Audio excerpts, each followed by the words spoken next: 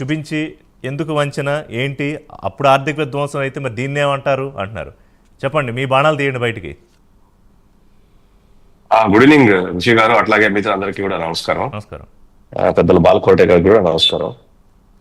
ఏమంటారంటే లెక్కలు తెలిసిన వాళ్ళకైతే చెప్పొచ్చు, తెలియని వాళ్ళకి ఏం చెప్తాం మనం. ఇప్పుడు వాళ్ళ ఆర్థిక సూత్రాలు వేరు, ప్రపంచ ఆర్థిక సూత్రాలు వేరు. పూర్తిగా వాళ్ళకి అర్థం కానటువంటి విషయాలు ఇవంతా కూడా. అసలు మూలధనం ఖర్చు ఏమైందయ్యా 2019-24 వరకు అని చెప్పేసి అంటే ఇంతవరకు దానికి సమాధానం లేదు. మూలధనం ఏమి అంత అప్పుల గురించి మాట్లాడితే 2-3 అప్పులు చెప్పి తప్పించుకొని ఇంతే అనేది కాదు. దాని తర్వాత పద్దు అనేటివి రకరకాల పద్ధతిలో ఉండేటువంటి మొత్తం పద్ధతులు చెప్పాలా. నేనేమంటానంటే వీళ్ళు నిర్మలా సీతారామన్ గారు పార్లమెంట్ లో మాట్లాడిన దాని మీద ఆమె మాట్లాడతారంటే ఆమె 10 నోటి మాత్రం మాట్లాడి ఆమె చెప్పింది అది కరెక్ట్. ఇప్పుడేమన్నారు, ఆ రోజు 4 లక్షల కోట్లని ఈ రోజు సంవత్సరం తిరిగి లాస్ట్ బడ్జెట్ లో ఎప్పుడు మాట్లాడినట్టుంది ఆమె పార్లమెంట్ ఈ సెషన్ కాక అంతకుముందు సెషన్ లో.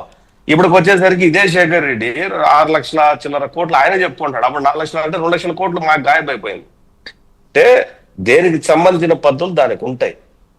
ఈ రాష్ట్రంలో మద్యం పేరు మీద తాకట్టు పెట్టినటువంటి అప్పు 4,000 కోట్లు పంజాబ్ నేషనల్ బ్యాంకులో. మనం ఊరికే లెక్కల్లోకి వెళ్ళామనుకోండి ప్రపంచం అంతా తెలుసు. ఇంకోటి మోరోవర్, ఒక రాష్ట్ర ముఖ్యమంత్రిగా ప్రభుత్వం నుంచి ఒక వైట్ పేపర్ ని రిలీజ్ చేశారు. అంటే దాంట్లో ఆ రోజు వైట్ పేపర్ రిలీజ్ చేసిన రోజు అందరూ ఉన్నారు.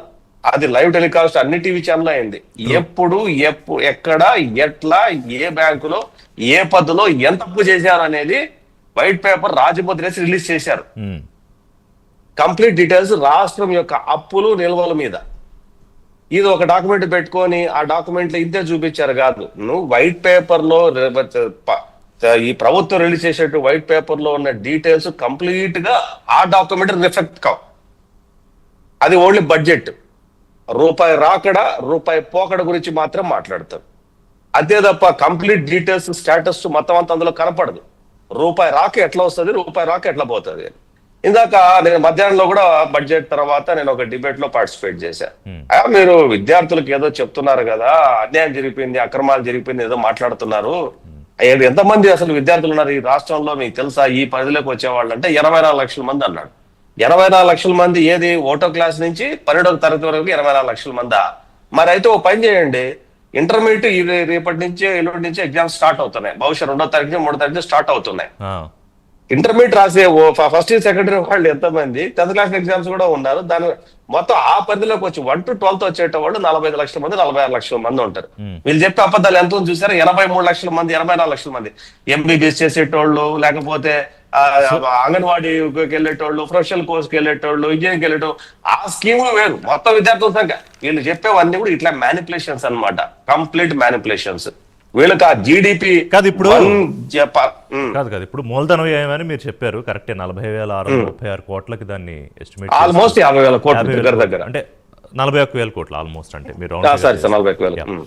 సో ఇప్పుడు వాళ్ళకంటే తెలిసినా తెలియకపోయినా మనం ప్రజలకు చెప్పాలి. శేఖర్ రెడ్డి గారు ఇవాళ కొన్ని నెంబర్లు తీసుకుని ఈ రోజు బడ్జెట్ లో ఉన్నవి ఏదైతే గవర్నమెంట్ ప్రెజెంట్ చేసిందో అదే నాకైతే కనపడదు. ఆయన చూపిస్తున్నారు కానీ నాకైతే కనపడలేదు which budget and what budget కనిపించలేదు. కానీ ఆయన ఏమో పాత లెక్కలు వేసుకుని వస్తాడని అయితే అనుకోలేం కదా ఇవాళ బడ్జెట్.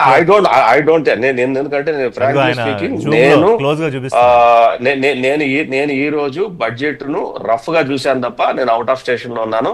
కంప్లీట్ గా నేను చూడలేదు. బట్ నేను చూసినంటే ముఖ్యమైన అంశాలు ఏవైతే ఉన్నాయో అంశాలు మాత్రం ఎటువంటి పరిస్థితుల్లో ఇంకా మిగతా విమర్శల్లోకి బొగ్గన గారు ఏం చేశారు?